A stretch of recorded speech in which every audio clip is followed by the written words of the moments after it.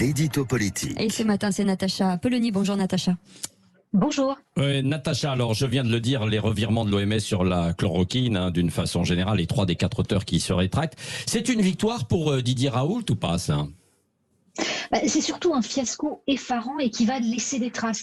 Et rendez-vous un peu compte, cette étude a été immédiatement brandie par tous ceux qui considèrent que le professeur Raoult est un affabulateur et que ceux qui l'ont soutenu sont des ignares, des fachos. Le ministre lui-même s'est précipité pour suspendre l'usage de la chloroquine.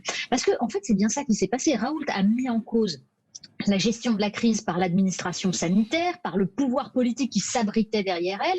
Et du coup, il a été adulé, alors de façon délirante parfois, par des gens qui sentaient l'inertie de cette administration et l'absurdité du discours des autorités.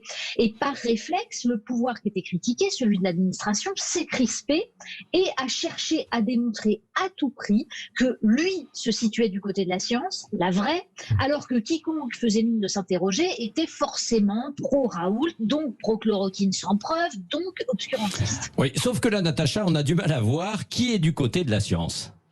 Parce qu'en fait, la science, c'est pas seulement des protocoles appliqués mécaniquement. C'est pas parce qu'on met en place un process qui a été validé par d'autres qu'on fait preuve de rationalité. La logique administrative, c'est pas la science, qui est aussi expérimentation, usage du bon sens, capacité à s'extraire des procédures formatées pour tenter de comprendre des phénomènes complexes. Et derrière ça, il y a une question essentielle, la question démocratique. Une élite a-t-elle le monopole de la rationalité et du bon sens? En fait, le principe de la démocratie repose sur l'idée que chaque citoyen use de sa raison pour juger, éclairé évidemment par des experts, mais c'est bien le citoyen qui décide parce qu'il est doué de raison. Donc, refuser totalement les questions des citoyens au motif que les experts qu'on a choisis savent et que les citoyens doivent donc se laisser dicter leurs actions, en fait c'est la négation de la démocratie et ça décuple par réflexe en face les mouvements passionnels. Oui, c'est ça, ça a surtout persuadé certains qu'il y avait des intérêts cachés, Natacha. Bon, et de fait, sans sombrer dans le complotisme qui voit la main du lobby pharmaceutique partout, il y avait dans cette affaire, en plus des luttes d'ego qui étaient énormes, des conflits d'intérêts, ce qui a amplifié la paranoïa de certains citoyens qui sont déjà persuadés qu'il y a un noyautage total. Oui, et justement, dans Marianne, cette semaine, Natacha, vous revenez sur un représentant du lobby pharmaceutique.